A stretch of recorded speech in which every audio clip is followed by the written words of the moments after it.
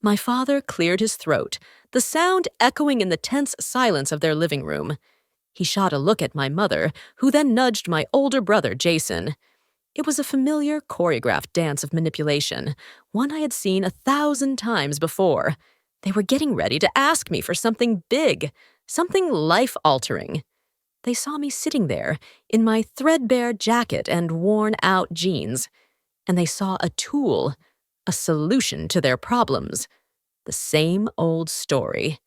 The family scapegoat, called upon to make another sacrifice for the golden child. Jason shifted uncomfortably, a smug yet desperate look on his face. He was about to deliver the pitch, the one they'd all rehearsed.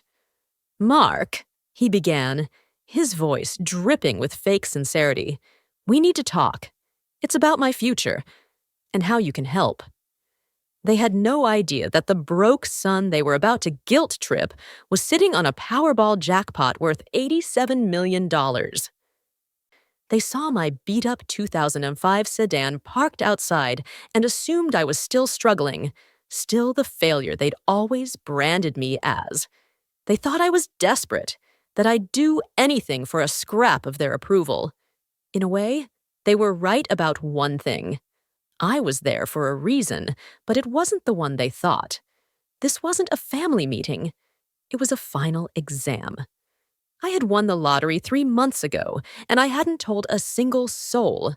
Instead, I'd been planning. I wanted to see, once and for all, what they would do if they thought I had nothing and they were on the brink of losing everything. I wanted to see how far they would push me.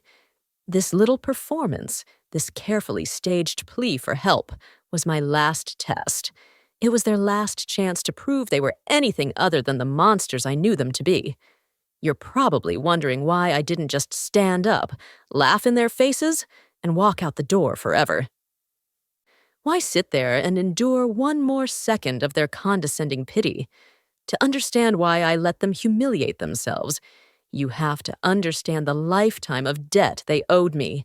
Not a debt of money, but of blood, sweat, and stolen dreams. This debt began accumulating early, but the first major deposit was made when I was 18. We both got our college acceptance letters in the same week. I had been accepted into a top-tier engineering program at a state university 3 hours away.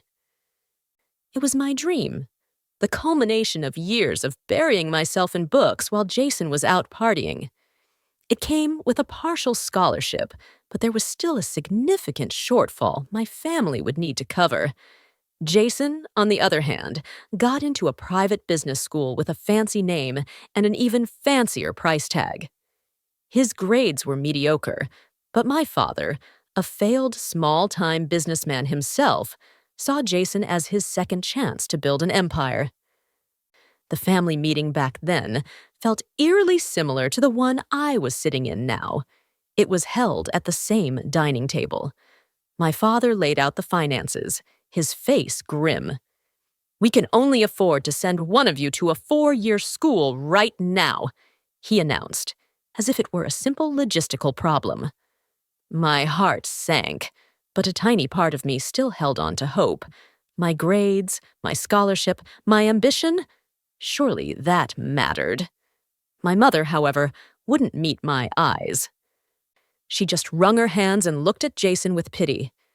"Jason is so set on this business program," she said softly. "And Mark, you've always been so resilient. You're the practical one." Practical was their code word for disposable. Resilient meant I could take a punch. They told me I could go to community college for 2 years and then transfer. They said I could work and save money. They framed it as a sensible plan, a temporary setback for me, but a vital opportunity for my brother. They weren't asking, they were telling. My dream was an acceptable casualty for Jason's whim. I was expected to not only step aside, but to actively help. They wanted me to get a full-time job while I studied locally so I could contribute to the household expenses, which would, in turn, free up more money for Jason's tuition and his dorm life. I was being asked to finance the destruction of my own future. I didn't scream or argue. I just sat there, the silence growing colder and heavier until I felt like I was suffocating. That was the day I learned my worth in my family. I was worth less than my brother's mediocre ambition. So, that's what I did. I enrolled in the local community college and got a job stocking shelves at a grocery store, working the 4 a.m. shift before my morning classes. My paycheck went into a joint account my mother had set up, from which she would pay the bills. I watched my dream of designing bridges and skyscrapers shrink until it was nothing more than a bitter ache in my chest. While I was hauling crates of produce and trying to stay awake through lectures on basic calculus, Jason was living the life they had bought for him. He sent pictures from his fraternity parties, of spring break trips I knew I was helping to fund. Sometimes my mother would show them to me, her eyes gleaming with pride. "Look how happy he is," she'd say. "We made the right choice." Every few weeks, Jason would call home, complaining about needing money for books, or a new suit for a networking event, or to fix a dent in the used car they'd bought him for getting around campus. Each time my father would agree, and a few days later, my mother would gently mention that we needed to be a little tighter with money that month. That was my cue. It meant skipping lunch, working an extra shift, or forgoing the new textbook I needed. I was the family's shock absorber, silently taking on the financial burdens so Jason's path could remain smooth and comfortable. He graduated, barely, with a $200,000 piece of paper and zero ambition. The business empire my father envisioned never materialized. Jason flitted from one get-rich-quick scheme to another. He tried dropshipping, day trading, and a disastrous venture into luxury car rentals that ended with a wrecked BMW and a lawsuit. Each failure was cushioned by my parents, who drained their savings and took out a second mortgage to fund his delusions of grandeur. I, meanwhile, had eventually scraped together enough credits and savings to get a low-level IT certification. I got a stable, boring job at a data entry firm. I was the reliable, invisible son, the one who never asked for anything.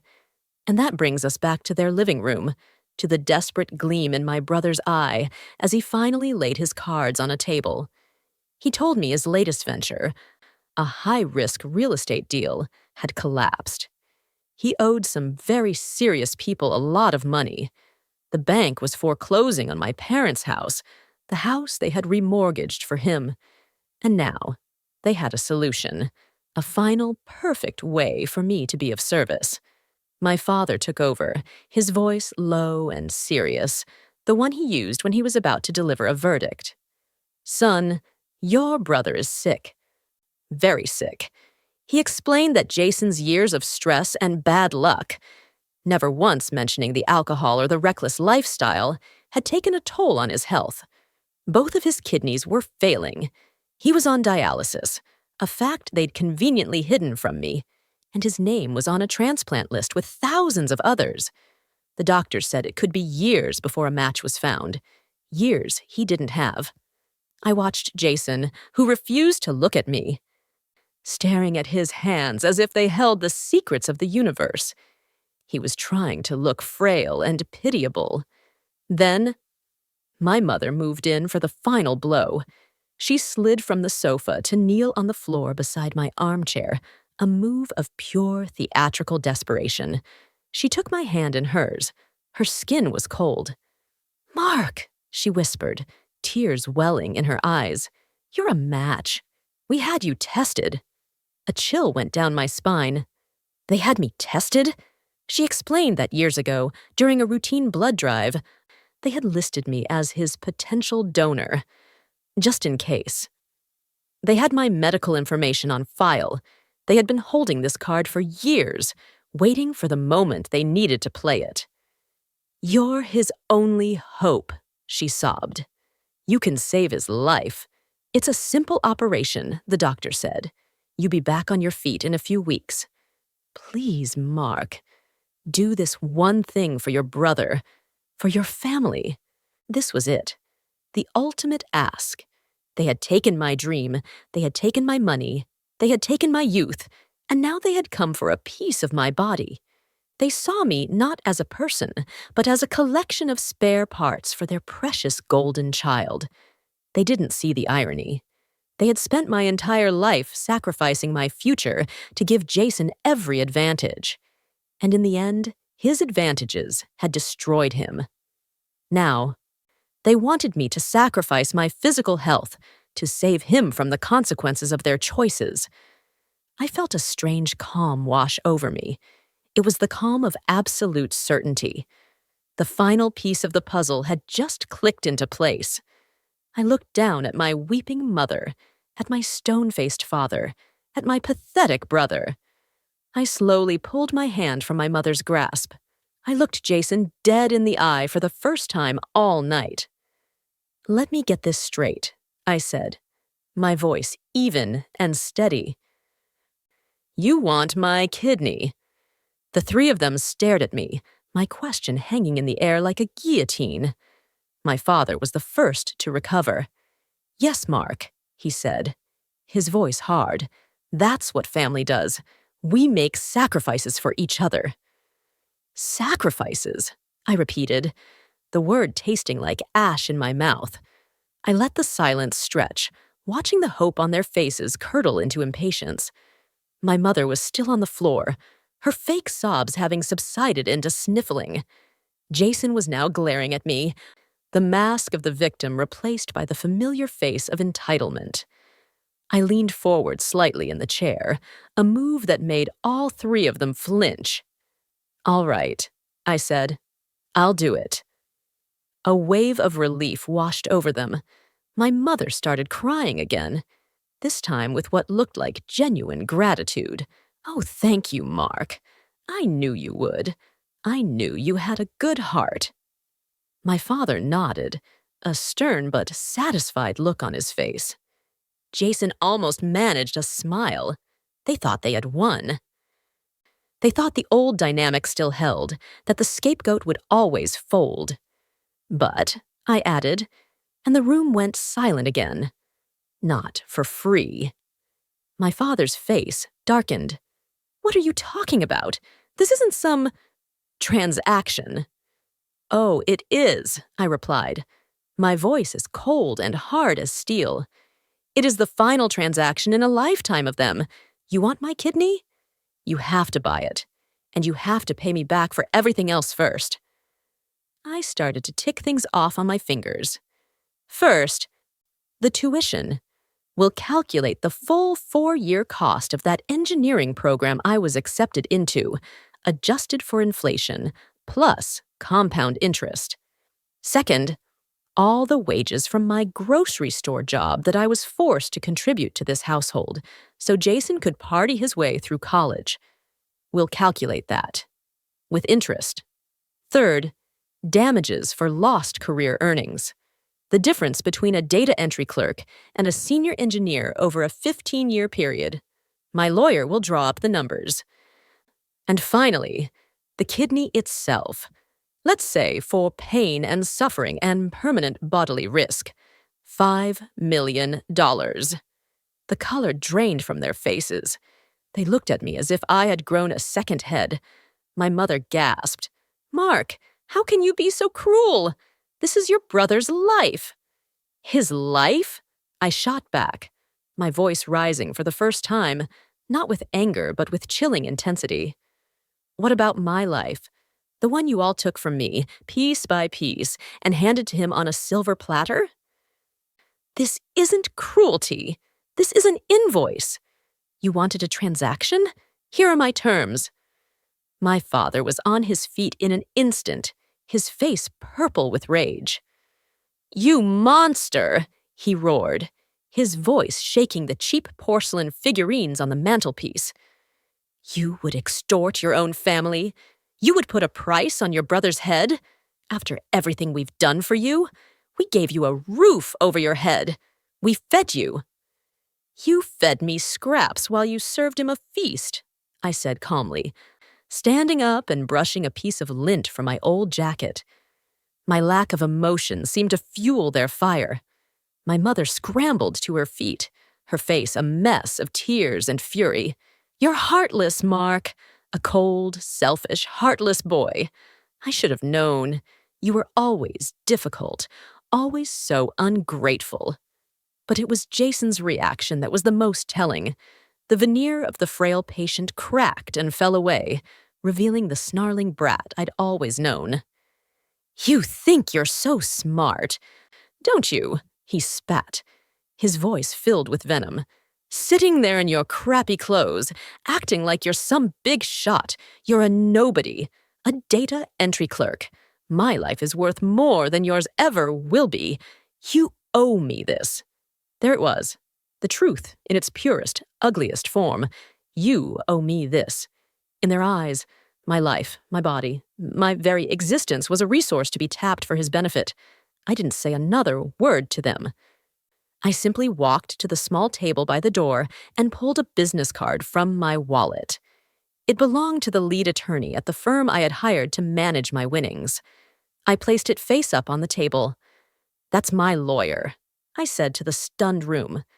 "The total comes to $7,842,000 plus legal fees. He has the exact breakdown. You have 48 hours to deposit the funds into an escrow account he will set up. If the money isn't there by then, the offer is rescinded permanently." I turned and walked out the door, not looking back. As I closed it behind me, I heard a vase shatter against the wood. Walking to my old car, I felt the crisp corner of the lottery ticket still in my wallet. I'd bought it 3 months ago at the convenience store down the street from my bleak apartment. I almost never played, but that day, something told me to. I played a set of random numbers, except for one, 18. The age I was when they first sold my future to pay for his. It seemed fitting that the beginning of their end was marked by the same number as the beginning of mine.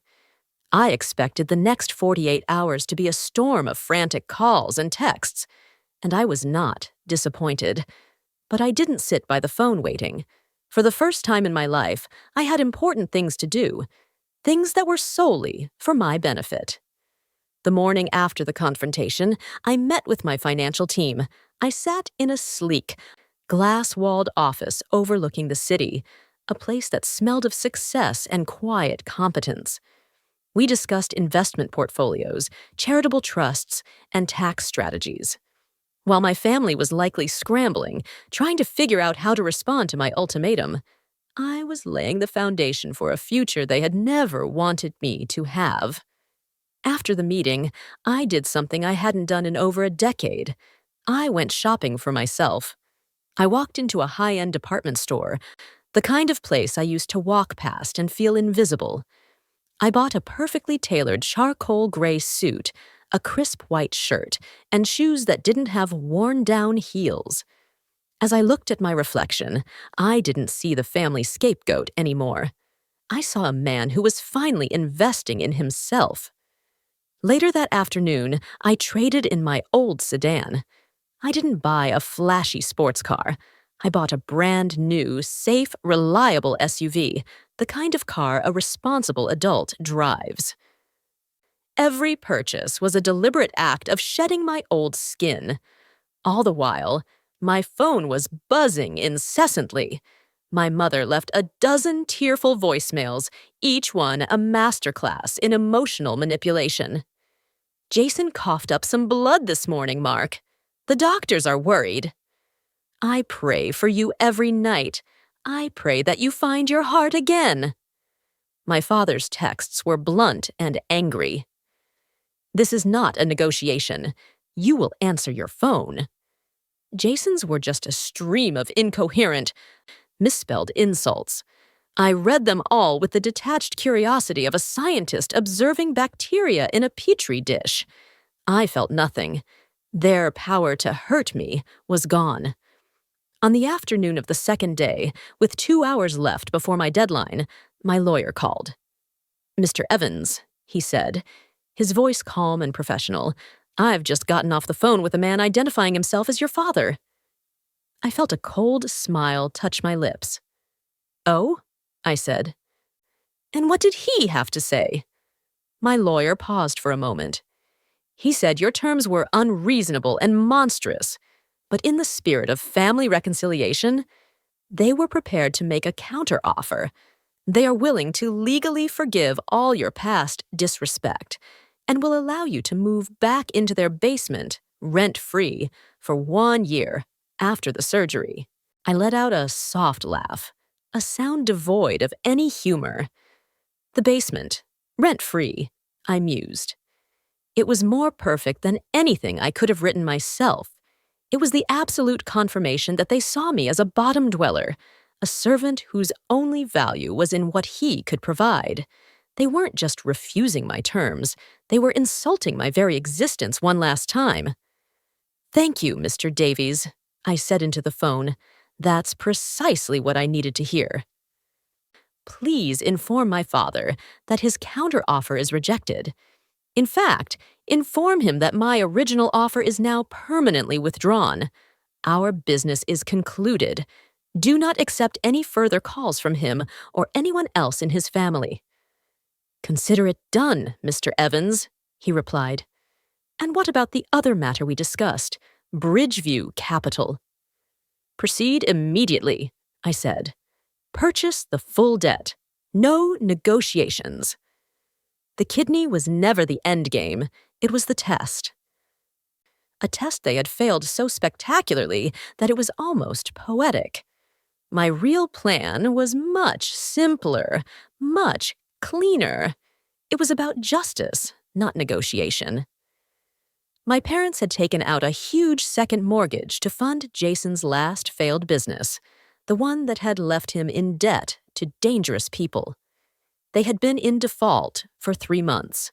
The bank was already preparing foreclosure proceedings. But a bank is an impersonal entity. I wanted them to know, without a shadow of a doubt, who was responsible for their downfall. 2 days later, a courier delivered a crisp envelope to their front door. It wasn't from the bank. It was from a newly formed entity, Bridgeview Capital, LLC. The name was a private, bitter joke, a tribute to the bridges I never got to design. The letter inside, drafted by my legal team, was cold and professional. It informed them that Bridgeview Capital had acquired their mortgage debt in full. It noted their history of non-payment and stated that due to their default, the acceleration clause had been triggered. The full balance was due immediately.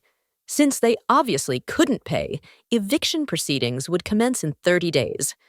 I wasn't there to see it, but my lawyer had arranged for the courier to provide a detailed report. My father apparently tore the letter open, read it, and his face went white. My mother began to wail, not with the fake tears of manipulation, but with the raw animal panic of true loss. They wouldn't have understood the name of the company, not yet. But they would have known, deep in their bones, that this wasn't a coincidence. They had refused to pay for my past, so now I owned their future. They were no longer homeowners. They were tenants on my property, and their lease was about to expire. Their panic was immediate and predictable. My lawyer informed me that my father had called his office no less than 30 times in a single day. He had screamed at the paralegal, pleaded with the receptionist, and left long, rambling voicemails filled with threats of lawsuits and accusations of illegal harassment.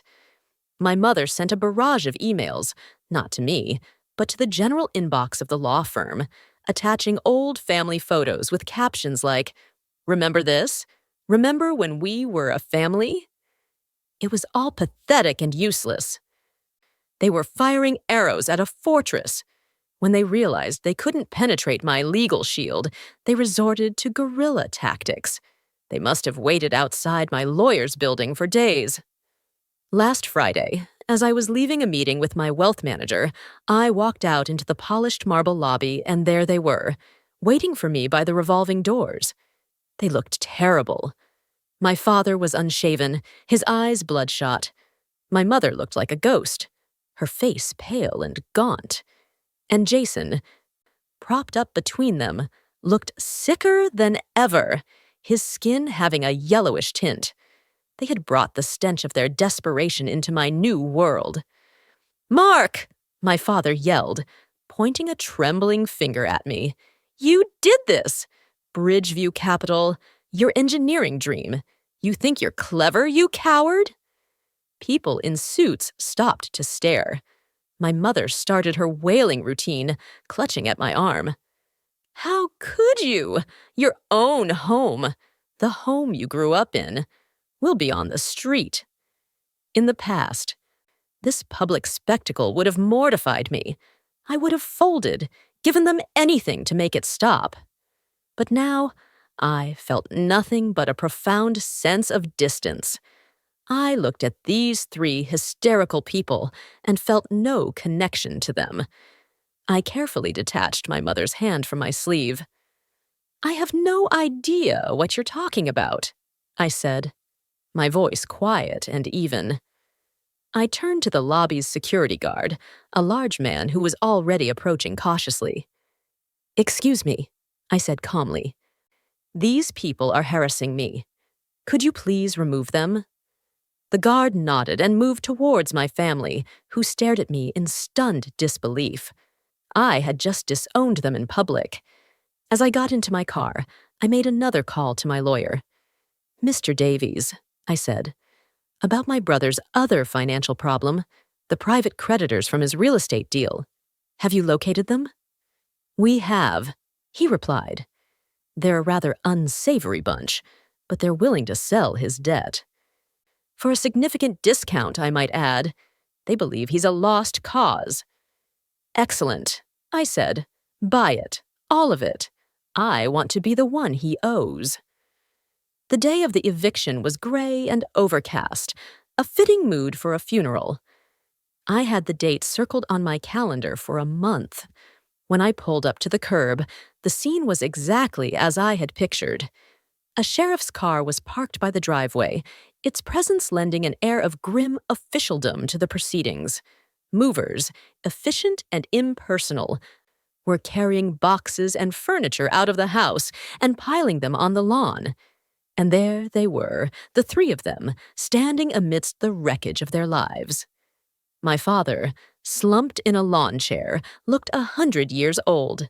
My mother was weeping quietly into a handkerchief, and Jason was leaning against a tree, his face a mask of sullen fury.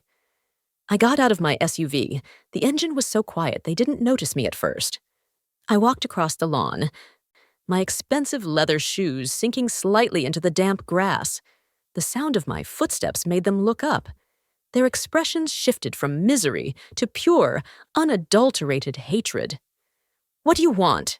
Jason snarled. "Come to gloat? Come to watch the show?"